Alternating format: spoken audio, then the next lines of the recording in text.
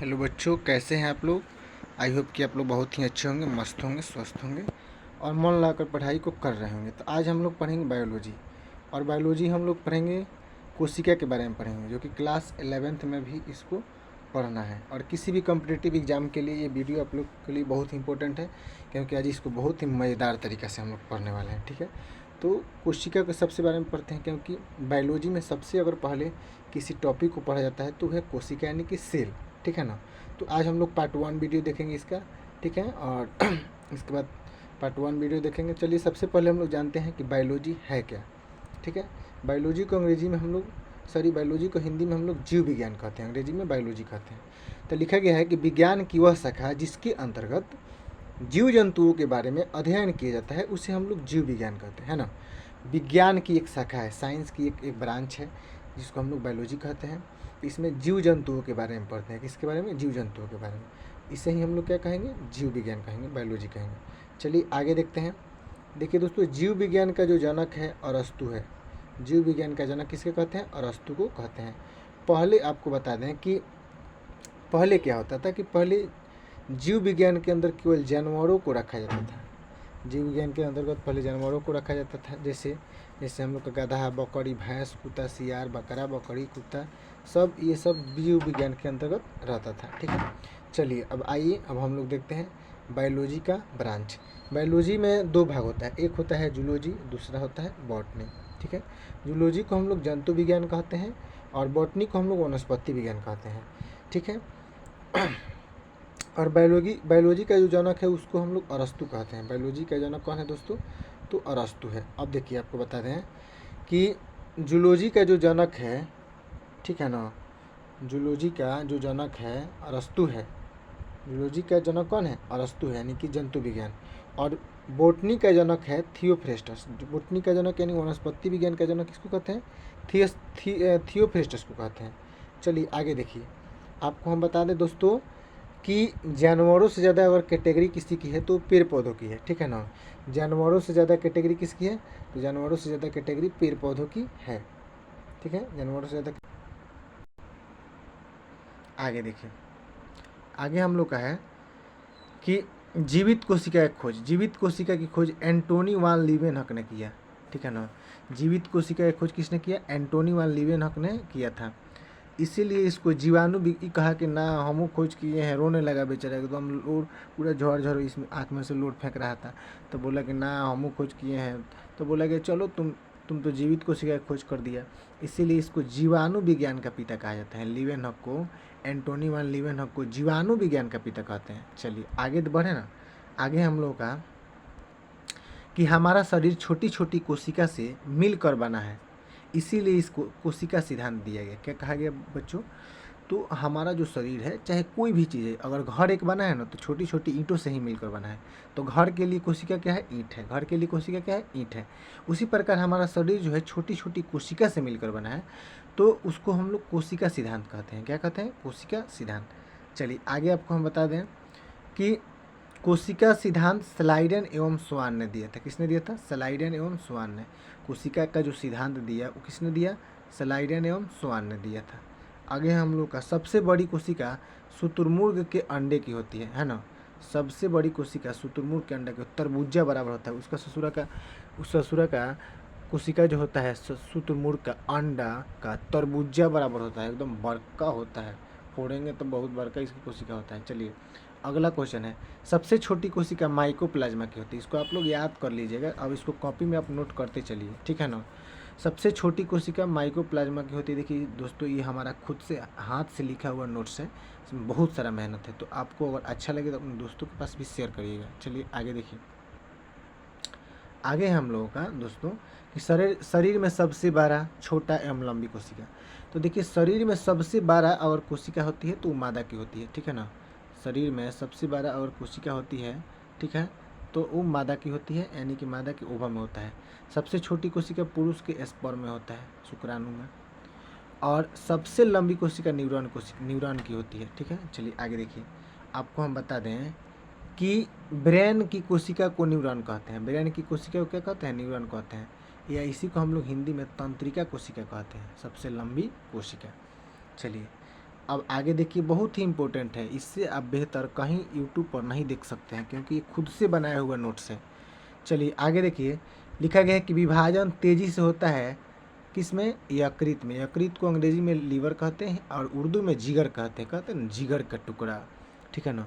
तब विभाजन का मतलब देखिए, यहाँ पर लिखा गया विभाजन तेज। विभाजन का मतलब होता है निर्माण होना। कैसे, तो अगर मान लीजिए कि वो थरिया में अगर हम लोग मिठाई को, मान लीजिए कि बर्फ़ी बनाना है तो उसको काटते हैं तो विभाजन थोड़ी हुआ, वो तो नया निर्माण हो गया, है ना। चलिए आगे देखिए, विभाजन नहीं होता है। विभाजन नहीं होता है किसमें, तो बता दें कि ब्रेन में, तंत्रिका, ब्रेन में हम लोगों का विभाजन नहीं होता है, ठीक है ना। यहाँ पर हम लोगों का ब्रेन में अगर किसी को चोट लगेगा तो ससुरा मर जाएगा, क्योंकि इसमें कोशिका का विभाजन नहीं होता है। एग्जाम में ये बहुत बार क्वेश्चन पूछ चुका है कंपटीशन में कि शरीर के किस भाग में कोशिका का विभाजन नहीं होता है, तो ब्रेन में, न्यूरॉन में। चलिए आगे देखिए, सबसे तेज़ी से कोशिका विभाजन लीवर यानी कि यकृत में होता है। सबसे तेज़ी से कोशिका विभाजन यकृत में होता है, यकृत में होता है। मार दीजिएगा चाकू तो ससुरा वहाँ से उसको कुछ नहीं होगा, जाएगा अटाका मार लेगा, चल देगा साट के, हाँ चल दिए। तो सबसे तेज़ी से कोशिका विभाजन होता है लीवर में। यकृत को उर्दू में जिगर कहते हैं, जिगर का टुकड़ा, ठीक है ना। लीवर दाहिने साइड में होता है और इसको जिगर का टुकड़ा। चलिए आगे देखिए, सबसे तेज़ी से कोशिका विभाजन अच्छी बात नहीं है। सबसे तेज़ी से कोशिका विभाजन अच्छी बात नहीं है, इससे कैंसर हो जाता है। अनियंत्रित कोशिका विभाजन ही क्या कहलाता है, कैंसर। अनियंत्रित कोशिका विभाजन ही कैंसर कहलाता है। चलिए अब आगे हम लोग देखते हैं, आगे हम लोग देखेंगे। वीडियो में आप लोग बने रहिए क्योंकि बहुत ही इंपॉर्टेंट वीडियो है।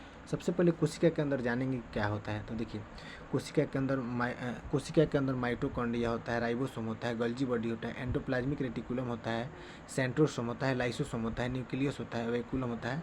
तो ये सब कोशिका का अंग है। क्या है दोस्तों, कोशिका का अंग है। कोशिकांग कह सकते हैं इसको, कोशिकांग, क्योंकि कोशिका का क्या है, अंग है। चलिए आगे देखिए, कोशिका दिखती नहीं है, बहुत छोटी होती है ना। कोशिका इतना छोटा होता है कि उसको हम लोग देख नहीं सकते हैं, तो हम लोग उसको जूम करके देखते हैं ससुरा को। क्या कैसे देखते हैं, जूम करके देखते हैं। चलिए दोस्तों आगे देखते हैं। कोशिका के अंदर बहुत सारे छोटे छोटे अंग होते हैं जिसे हम लोग कोशिकांग कहते हैं। अभी आपको हम दोस्तों बताए हैं कि कोशिका के अंदर बहुत सारे छोटे छोटे अंग होते हैं जिसको हम लोग कोशिकांग कहते हैं। कोशिकांग मतलब होता है कोशिका का अंग, टुकड़ा, टुकड़ा उसका, ठीक है ना। चलिए आगे देखिए, अब यहाँ पर देखिए, ये हम लोग का कोशिका है। क्या है, कोशिका। कोशिका के अंदर mitochondria, ribosome, Golgi body, endoplasmic reticulum, centrosome, lysosome, nucleus, vacuole सब होता है ना। चलिए अब आपको हम बता दें कि कोशिका के ऊपर एक झिल्ली होती है, ठीक है ना, चमकी जैसा साटा रहता है जिसको हम लोग कोशिका झिल्ली कहते हैं, ठीक है। चिमक यहाँ पर लिख दिए हैं, चिमकी होता है ना। इसको हम लोग सेल मेम्ब्रेन कहते हैं, मेम्ब्रेन कहते हैं, ठीक है। कोशिका भित्ति, और देखिए कोशिका के ऊपर एक चिमकी जैसा साटा रहता है जिसको कोशिका झिल्ली कहते हैं, और उसके ऊपर एगो भित्ति रहता है। यानी कि पेड़ पौधों में क्या होता है कि कोशिका भित्ति भी पाया जाता है, ऊपर एगो छाल पाया जाता है जिसको दीवाल कहते हैं, सेल वाल कहते हैं। क्या कहते हैं, पेड़ पौधों में क्या होता है कि पेड़ पौधों में आपका दोस्तों, पेड़ पौधों में कोशिका झिल्ली और कोशिका भित्ति दोनों पाया जाता है, लेकिन इंसान में यानी कि मनुष्य में सिर्फ कोशिका झिल्ली पाया जाता है। जानवरों में सिर्फ कोशिका झिल्ली पाया जाता है, और लेकिन कोशिका झिल्ली पाया जाता है सिर्फ जानवरों में, और पेड़ पौधों में कोशिका झिल्ली और कोशिका भित्ति यानी कि cell membrane and cell wall दोनों पाया जाता है। चलिए आगे देखते हैं। आपको बता दें हैं अभी कि ये mitochondria, ribosome, Golgi body, endoplasmic reticulum, centrosome, lysosome, nucleus, vacuole, ये सब कोशिका का अंग है जिसको हम लोग कोशिकांग कहते हैं, है ना। चलिए आगे देखिए, आगे देखिए, कोशिका झिल्ली पतला होता है ना। कोशिका झिल्ली जो होता है दोस्तों पतला होता है। अगर कोशिका झिल्ली को फाड़ देंगे तो कोशिकांग नष्ट हो जाएगा। अब देखिए, अब मान लीजिए ये सब कोशिका झिल्ली है, कोशिका झिल्ली में कोशिका के सब अंग हैं, इस ससुर को धो के फाड़ देंगे, सब चल देगा, कहेगा हम जा रहे हैं अपना घर, सब नष्ट हो जाएगा, सब समाप्त हो जाएगा, ठीक है। चलिए आगे देखते हैं। आगे हम लोगों का कि मानव में कोशिका झिल्ली एवं पेड़ पौधों में दोनों यानी कि कोशिका झिल्ली और कोशिका भित्ति दोनों पाया जाता है। मानव में सिर्फ कोशिका झिल्ली पाया जाता है, और पेड़ पौधों में कोशिका झिल्ली और कोशिका भित्ति दोनों पाया जाता है। चलिए आगे देखिए, अगर कोशिका भित्ति है तो पेड़ पौधा और नहीं है तो जानवर, सीधा याद रखना है, क्योंकि पेड़ पौधों में कोशिका भित्ति और कोशिका झिल्ली दोनों पाया जाता है, लेकिन जानवरों में सिर्फ और सिर्फ कोशिका झिल्ली ही पाया जाता है। चलिए आगे देखिए, आगे हम लोग देखेंगे हमारे शरीर में एड़ी से लेकर चोटी तक हर एक कोशिका भोजन बना लेती है माइटोकॉन्ड्रिया के चलते। हमारे शरीर का में अगर कोई भोजन बनाता है, ऊर्जा देता है, तो माइटोकॉन्ड्रिया के चलते हमारे शरीर में एड़ी से लेकर चोटी तक हर कोशिका जो ससुरा होता है सब माइटोकॉन्ड्रिया के चलते क्या करता है, तो भोजन को बनाता है। चलिए आगे देखिए, हमारे शरीर में हर जगह माइटोकॉन्ड्रिया है। हमारे शरीर में हर जगह क्या है दोस्तों, तो हमारे शरीर में हर जगह माइटोकॉन्ड्रिया है ना। हमारे शरीर में हर जगह क्या है, माइटोकॉन्ड्रिया है। अगर माइटोकॉन्ड्रिया नहीं रहेगा तो ऊर्जा नहीं मिलेगी और हम लोग नहीं चल पाएंगे। पूरे शरीर में ऊर्जा माइटोकॉन्ड्रिया बनाता है। पूरे शरीर में अगर हमारे शरीर में ऊर्जा बनाता है तो माइटोकॉन्ड्रिया बनाता है। इसीलिए माइटोकॉन्ड्रिया को ऊर्जा गृह कहते हैं, ऊर्जा घर, पावर हाउस कहते हैं इसको। हर सेल में माइटोकॉन्ड्रिया, हमारे हर सेल में क्या है, माइटोकॉन्ड्रिया। नहीं रहेगा तो ससुर काम ही नहीं करेगा। चलिए आगे देखिए, आगे बता दें कि महिलाओं के ओवम यानी अंडाणु में माइटोकॉन्ड्रिया नहीं होता है, बहुत कम होता है, ठीक है ना। फैलोपियन ट्यूब होता है ना इसमें। देखिए फीमेल में 2 फैलोपियन ट्यूब है, या एक तो हम लोग का ये है और एक यहाँ है। तो फीमेल में 2 फैलोपियन ट्यूब होता है, एवं पक्षियों में एक ही फैलोपियन ट्यूब होता है। पक्षियों में एक ही फैलोपियन ट्यूब होता है, लेकिन फीमेल में 2 फैलोपियन ट्यूब होता है, ठीक है। अब आपको हम बता दें दोस्तों कि स्पर्म के पास माइटोकॉन्ड्रिया तो होता है, ओवम के पास ऊर्जा की कमी रहती है। स्पर्म के पास हुंचा के माइटोकॉन्ड्रिया रहता है, पूरा ऊर्जा रहता है, लेकिन ओवम के पास ऊर्जा की कमी रहती है। इसीलिए स्पर्म के पास ज़्यादा ऊर्जा होता है। स्पर्म के पास क्या होता है दोस्तों, तो स्पर्म के पास ज़्यादा ऊर्जा होने के कारण ये ट्रेवल करता है, लेकिन ओवम ट्रेवल नहीं करता है। पूरे शरीर में गल्जी बॉडी के कारण ऊर्जा दूसरों को पहुंचाता है। पूरे शरीर में अगर कोशिका किसी माइटोकॉन्ड्रिया राइबोसोम का अगर ऊर्जा खत्म हो जाएगा ना, तो सबको ऊर्जा कौन पहुंचाता है, गल्जी बॉडी पहुंचाता है। चलिए आगे देखिए, कोशिका झिल्ली एवं कोशिका भित्ति दोनों अर्धपरागम में होती है। दोनों क्या होती है, अर्धपरागम। तो आई होप आपको समझ में आया होगा। ऐसे ही इंटरेस्टिंग वीडियो में देखने के लिए आप इससे जुड़े रहें, ठीक है। चलिए बहुत बहुत धन्यवाद।